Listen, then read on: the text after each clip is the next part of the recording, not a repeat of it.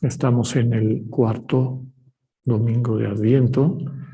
Este domingo normalmente queda ya dentro de la novena de Navidad, lo que aquí en México tradicionalmente llamamos las posadas, ¿no? Y el tema central, una curiosidad litúrgica, el tercer domingo de Adviento no leímos sus lecturas, leímos las lecturas de la fiesta de la Virgen de Guadalupe, como nos lo pidieron nuestros obispos aquí en México. Y se da la casualidad de que el Evangelio de la semana pasada y el Evangelio de esta semana son el mismo. Pero vamos a ver que hay un pequeño, no sé cómo decirlo, una oportunidad de releerlo con otra mirada. Y por eso he elegido la frase de Santa Isabel al recibir a la Virgen María. ¿Quién soy yo para que la madre de mi Señor venga a verme? La primera lectura que vamos a escuchar está tomada del profeta Miqueas, uno de los 12 que se conocen como profetas menores. Los mayores son Isaías, Jeremías y Ezequiel. Y hay 12 más profetas que se les conoce así como los profetas menores, no porque su profecía importe menos, sino porque son libros más cortos, más sucintos. Miqueas nace en Judá, es decir, en el extremo sur de Israel, y su ministerio se desarrolla durante la caída del reino de Israel, el reino del norte, destruido por Asiria en el siglo VIII a.C. Es probable que hubiera conocido e inclusive colaborado con el primer Isaías en la reforma religiosa implementada por Ezequías, rey de Judá. Es decir, en la época de Miqueas ya estaba separado Israel en dos reinos. El del norte, donde estaban la mayor parte de las tribus y la capital era Samaria, y el del sur, que mantuvo la capital de Jerusalén, donde estaba Judá y Benjamín. Aunque la realidad política del mundo de Miqueas era sin duda turbulenta, Miqueas es enviado a profetizar a su pueblo y alrededor de una llamada de atención de Dios a la ambición de los poderosos que resulta en una corrupción rampante y una falsa religión convertida en negocio. Miqueas denuncia estas manifestaciones del egoísmo sin escrúpulos, siendo un campesino, porque así se presenta él. Yo no soy profeta profesional, ni estoy vinculado al templo, ni estoy vinculado a ninguna de estas grandes familias. Soy un campesino. ¿Y por qué es un campesino pobre? No tiene compromisos, no le debe nada a nadie. Y entonces puede hablar con toda claridad lo que Dios va poniendo en su corazón. Como en todo auténtico profeta, no solo denuncia, sino anuncia el deseo de Dios. Y hoy vamos a escuchar parte de la profecía del sueño de Dios para Israel, la restauración de Israel. Dios salvará a su pueblo, pero será preciso que vuelva a sus orígenes humildes. Tomado de esta lectura, que después escucharemos en repetidas ocasiones en este tiempo de Adviento y Navidad, de ti, Belén Efrata, pequeña aldea entre las aldeas de Judá, saldrá el jefe de Israel. El salmo que vamos a escuchar, Salmo 79, es una lamentación y súplica comunitaria. Nos ayuda a ponernos en esta experiencia del pueblo que se siente abandonado, que siente que se va secando su vitalidad, y la imagen de la vid que se ha quedado seca es muy clara en este sentido, y le piden a Dios que no los olvide, que vuelva a su vid, que la cuide, que permita que vuelva a florecer, sobre todo que la proteja.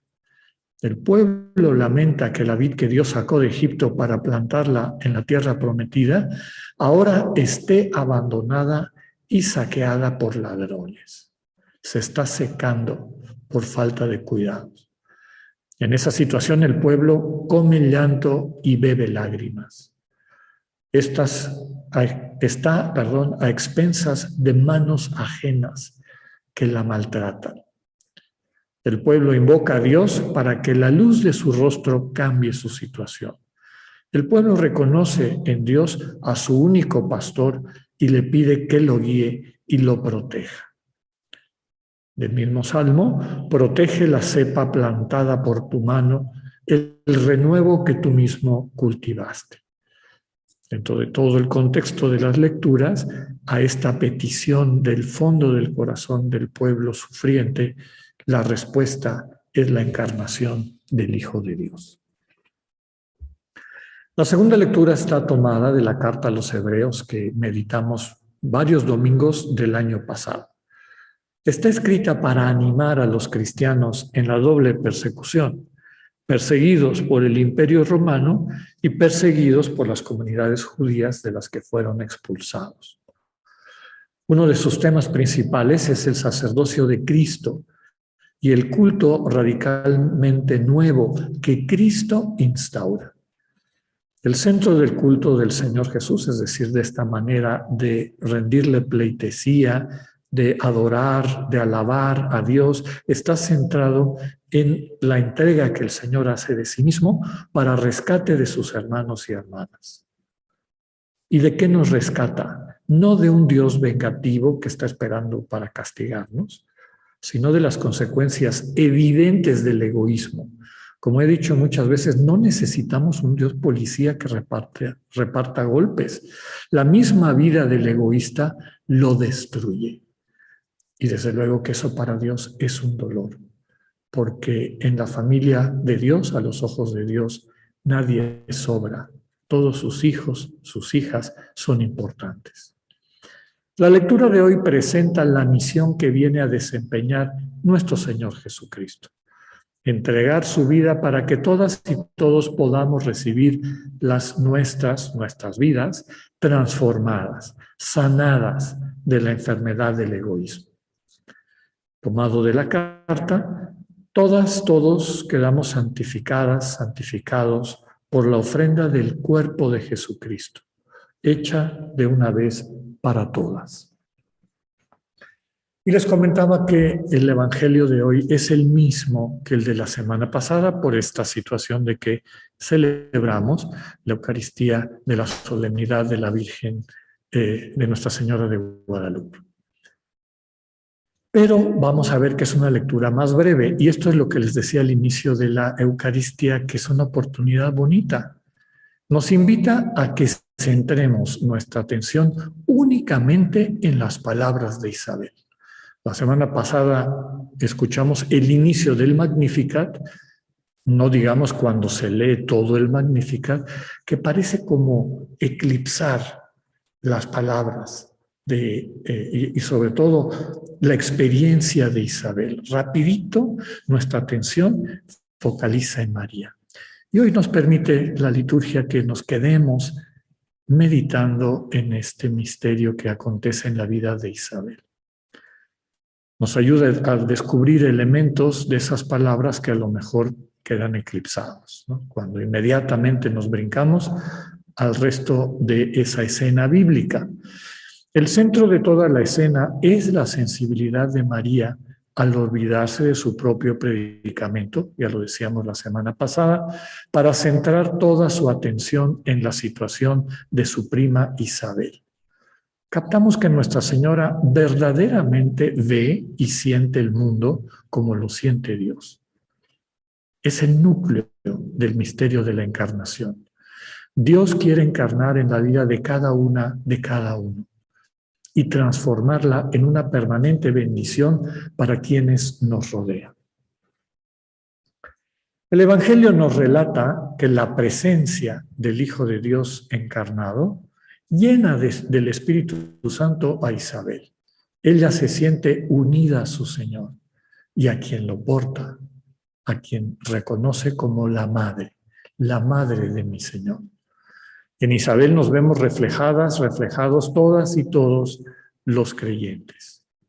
El misterio de la vocación de María como la que nos trae a Jesús, que la Iglesia reconoció con aquel dogma bellísimo del Quinto Concilio Ecuménico de Éfeso, cuando nombra a María la Theotokos, la que porta, la que trae, la que comparte a Dios. La visita de Nuestra Señora Isabel nos anuncia la visita del Señor a todo su pueblo. El amor maternal de María ensancha nuestros corazones para que podamos recibir el infinito amor materno de Dios. En estos últimos días de Adviento, no debemos olvidar en la vivencia litúrgica que el niño aún no ha nacido. En la espera de su llegada, recibimos la visita de la Virgen. Acojamos a María, quien al igual que el Señor Jesús, no viene a ser servida, sino a servir. La gran pregunta es, ¿en qué necesitas que nuestra Madre te eche una mano? Viene a visitarte. Toma conciencia de este misterio y verás cómo todo tu ser se llena del Espíritu Santo. Y nos quedamos con esta exclamación que ya veíamos la semana pasada. Dichosa tú porque has creído, porque se cumplirá todo lo que se te ha anunciado.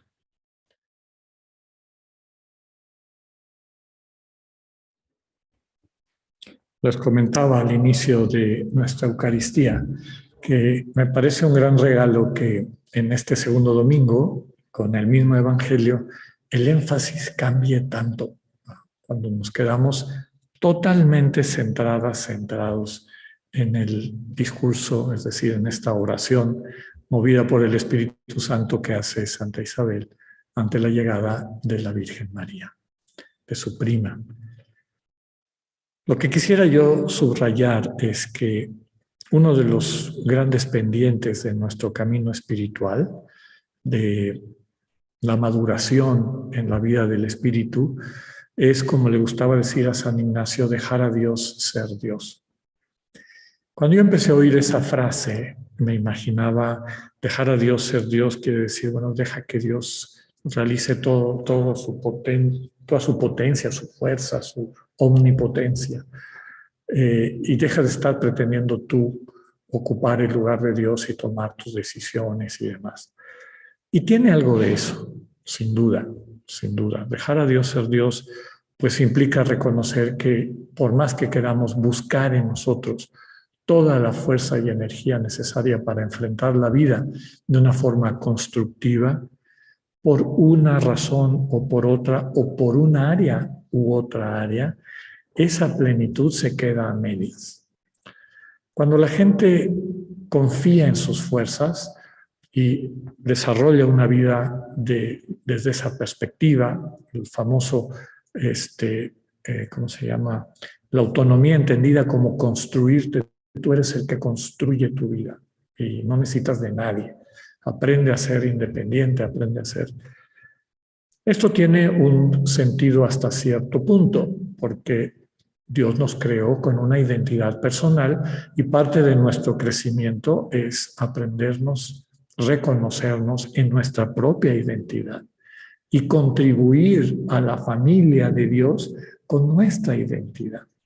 Por eso no hay dos personas iguales.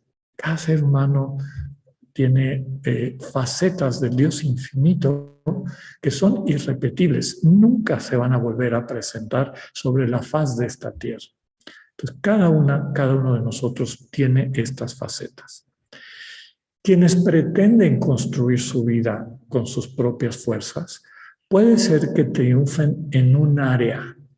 Puede ser que tengan una capacidad administrativa y sepan hacer plata. Puede ser que tengan la posibilidad de entablar relaciones de pareja sanas y buenas y crecer en eso, etcétera, ¿no? Capacidad de empatía para ayudar a los demás, capacidad organizativa, capacidad creativa, en fin. Pero siempre, si nos movemos solas y solos, quedan elementos fuera de la plenitud. Solo el amor de Dios integra todo.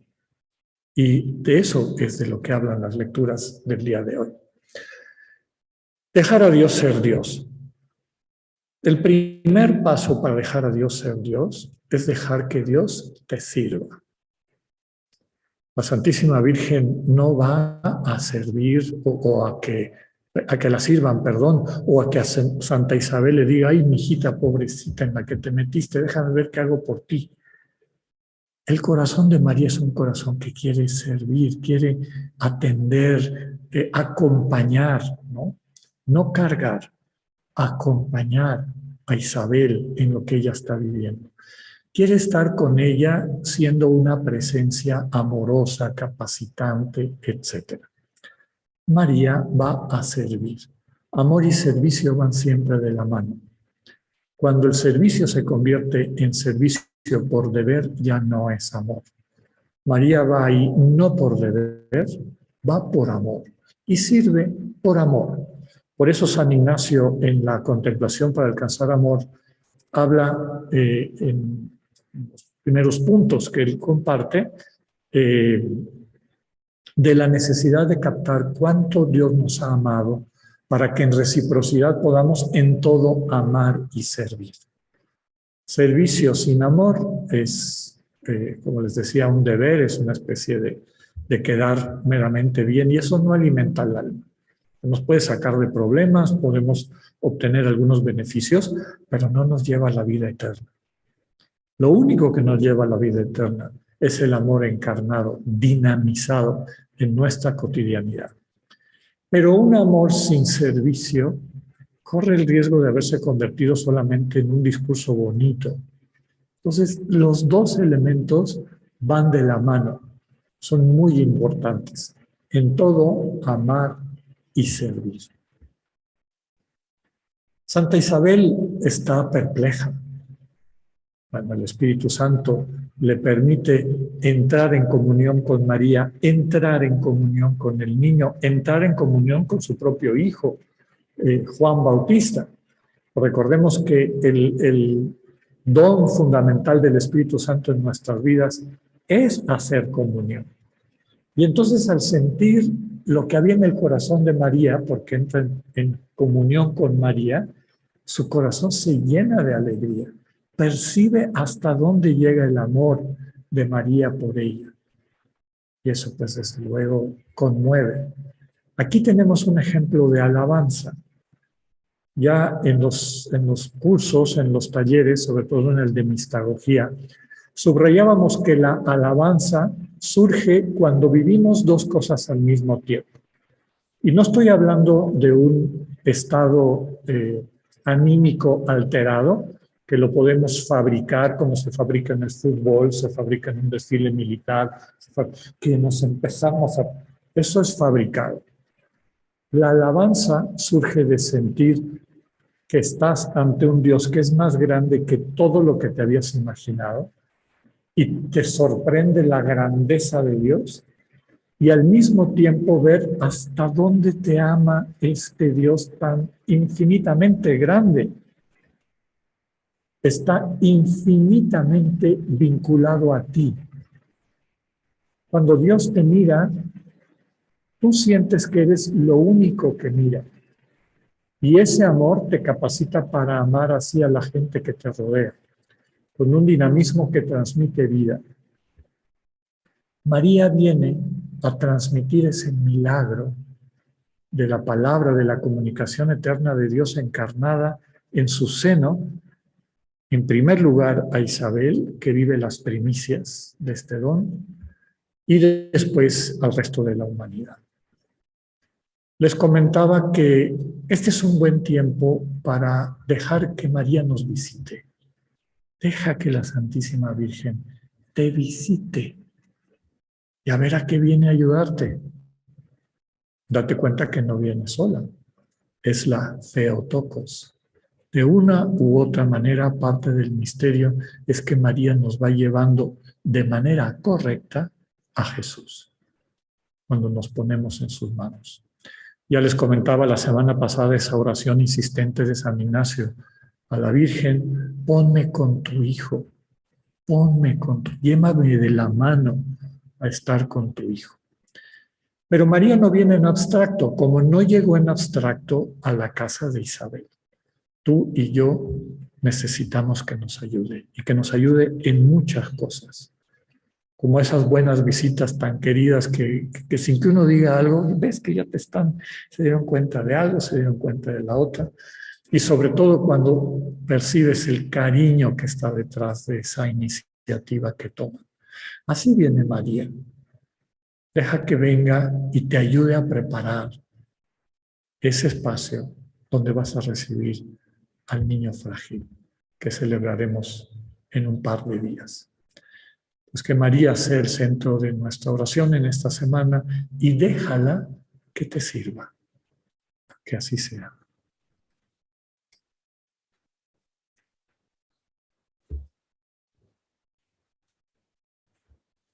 Siempre cerramos la primera parte de la liturgia, que es esta liturgia de la palabra, con el credo, que es como nuestra respuesta, lo que se va consolidando en nuestra conciencia de lo que recibimos de la palabra.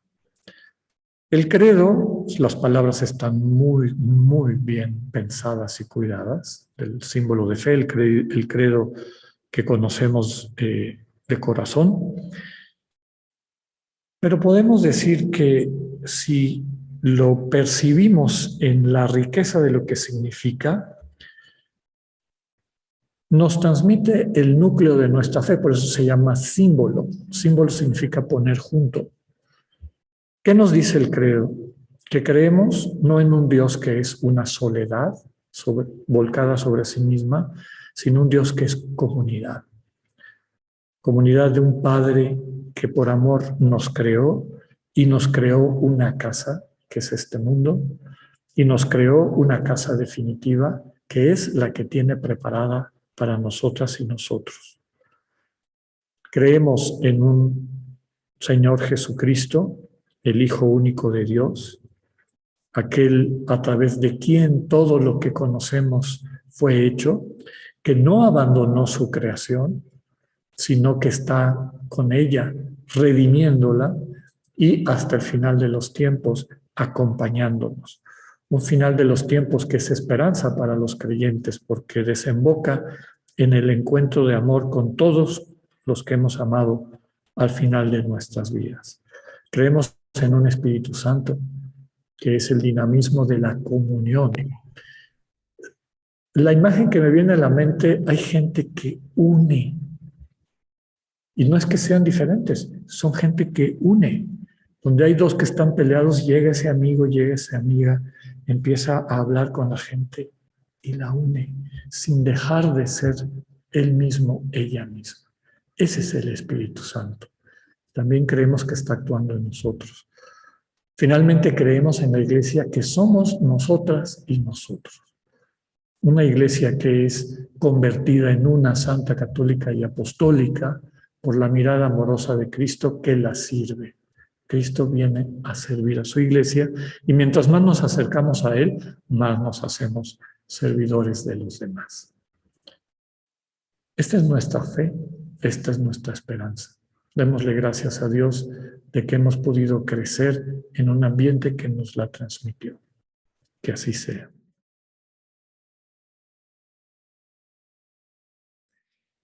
Aprovechemos estos días de acercamiento al misterio de la Navidad, al misterio del Dios que se confía en nuestras manos, de la mano de María. Dejemos que María nos venga a visitar. Preséntale tu casa, preséntale tu vida. Deja que ella te ayude. Deja que te capacite. Igual que Isabel estaba esperando la llegada de su hijo, que cada uno de nosotros, a través de la intercesión y la ayuda de María, podamos acoger el sueño de Dios que Dios tiene para cada una y cada uno de nosotros. Cuesta trabajo, pero la vida cambia cuando te encuentras con este Dios que ama sirviendo y con aquellos que envían como nuestra Madre. Que tengan una excelente semana. Dios con ustedes.